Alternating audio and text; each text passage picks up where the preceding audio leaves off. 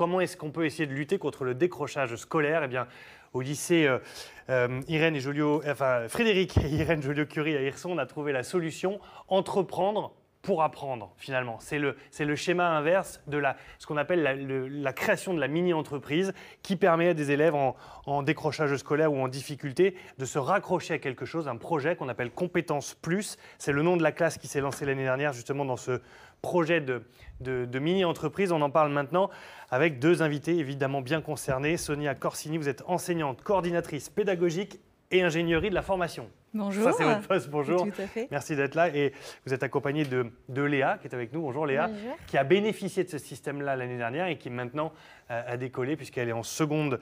Et elle va nous en parler dans un instant. D'abord, Sonia, cette idée d'utiliser les mini-entreprises pour essayer de redonner pied à des élèves en difficulté, elle est née comment cette idée? Elle vous est venue comment dans le lycée? En fait, depuis 3 ans, on crée une semaine de la persévérance scolaire. Et donc, moi, je suis enseignante dans le cadre de la MLDS, Mission de lutte contre le décrochage scolaire, qui s'adresse à des élèves vraiment en difficulté, qui ont décroché un apprentissage, un bac pro, un CAP.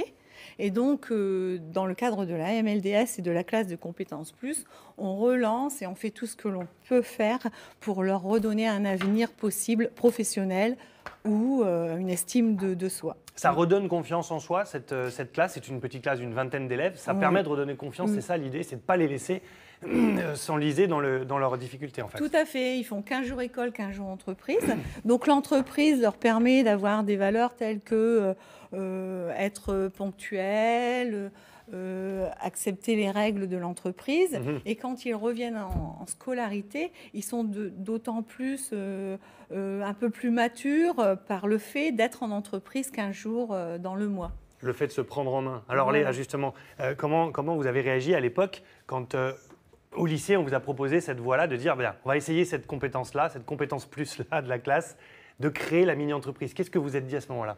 Mais je me suis dit que c'était une opportunité pour moi de retrouver, pour préparer un bac pro à la suite, pour me redonner goût à l'envie de retourner à l'école. Et alors comment ça s'est passé justement? Est-ce que concrètement ça redonne justement, ça permet de mettre le pied à l'étrier, mais ça redonne confiance comment en fait avec cette classe?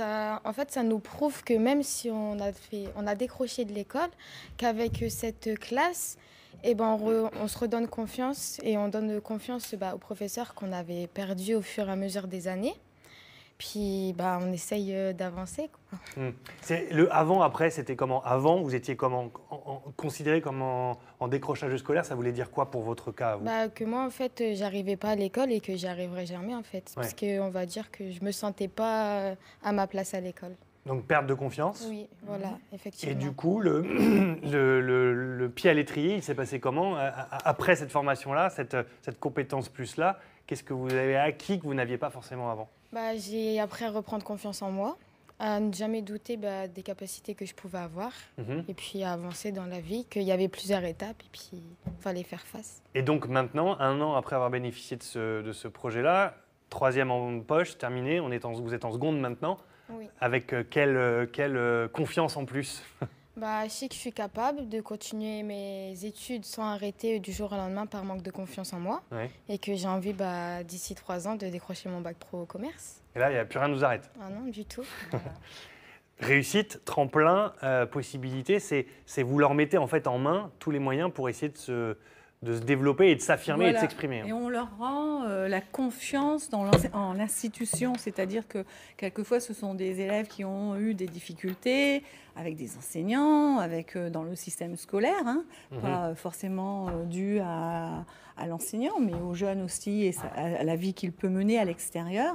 Et donc là, la mini-entreprise, ils démarrent le projet, ils créent l'idée, ils font partie des différents services financiers, marketing, communication.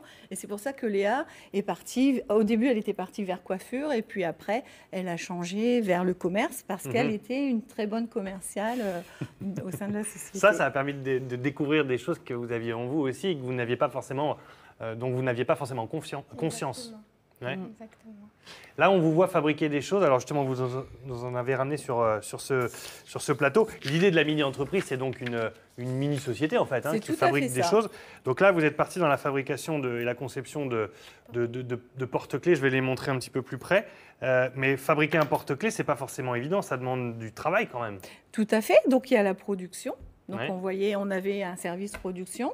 Et là, ils ont produit, parce que le lycée professionnel fabrique a des bacs pro de fabrication, de maintenance et d'usinage. Donc, ils ont usiné les porte-clés. C'est-à-dire que ça va de A à Z.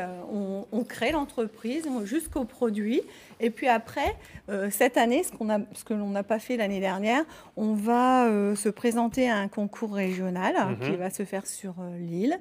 Et donc là, les mini-entrepreneurs de cette année sont confrontés à d'autres mini-entrepreneurs. Et c'est un concours qui peut être donc régional, après national et puis après européen. Donc ça, on rentre dans la compétition là. Voilà, Ça, c'est un là truc qui on rentre manquait dans à la l'époque ou pas? compétition. Oui, c'est vrai, ça manque un petit peu. Bon, après, on n'a pas eu la chance, mais ceux de cette année, ils auront la chance d'aller faire le concours. Alors, quelle est justement l'expérience aussi que vous avez acquise grâce à cette compétence plus par rapport à ceux qui sont en train de le faire? Est-ce que vous avez des échanges avec eux et je sais pas, un contact un partage, un retour d'expérience? Après, je pourrais... Elle pourrait Comment venir dire, au sein de la classe. venir pour leur expliquer que de toute façon, c'est une porte qui s'ouvre à eux. Soit ils ont la capacité de la franchir pour ensuite avancer dans leur avenir, ou soit ils restent bloqués sur leurs décisions qu'ils ont prises malheureusement, soit sur un coup de tête ou sur une mauvaise année scolaire. Mais que dans tous les cas, il faut toujours passer la porte qu'on nous ouvre en fait. Il ne faut jamais baisser les bras et rester sur une position qu'on a eue. Il y a vraiment pour vous un avant et un après et un retour affectif aussi sur l'enseignement de manière générale? Oui, Ouais. beaucoup même. Très bien, merci beaucoup. Vous êtes venu, alors, avec la petite caméra, on l'a vu sur le plateau. Croyez pas que quand on vient ici, on nous fait un chèque pour passer à la télé. Le chèque est là pour parler d'un autre projet que vous avez accompagné aussi. Donc là, un chèque de 100,66 €. Voilà. Donc là, ce n'est pas un projet, c'est-à-dire que quand on a fait du bénéfice, les élèves avaient le choix. Un voyage pour eux ou donner à une association. Et donc, Nous, on a préféré vendre ces porte-clés pour ensuite l'argent retourne à une association pour des enfants. Très bien. Qui s'appelle? Donc là, c'est Maxou Pazapa. Maxou Pazapa. Voilà, très bien. C'est pour un enfant avec une maladie génétique. Regardez, et quand on vous dit que c'est une vraie mini-entreprise, je vous le montre à l'écran, il y a bien le nom de l'entreprise, Entreprendre pour apprendre.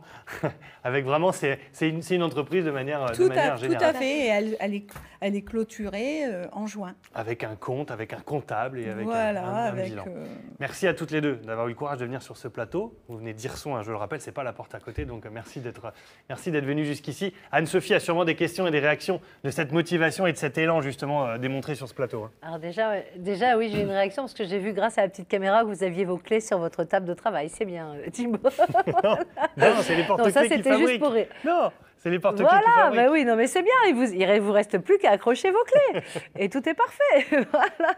Non, j'ai une réaction de Nathalie qui habite dans la métropole lilloise et qui a son fils Nathan qui a complètement décroché, il est au lycée de Genêt et elle dit c'est une très très très belle initiative. Elle aimerait vraiment que ce genre d'initiative se produise dans plein de lycées de la région parce qu'il y aurait quand même en France, au niveau national, 140 000 gamins tous les ans qui décrocheraient au lycée. Je ne parle pas de ceux qui décrochent avant. Donc voilà, je trouve ça très très bien que des enseignants mettent le pied à l'étrier pour aider tous ces jeunes à trouver leur vocation. Voilà, c'est un petit peu la réaction que j'ai eue. C'est vraiment, Nathalie, c'est mon coup de cœur. Voilà, venez faire la même chose dans son lycée à Genêt et elle sera ravie.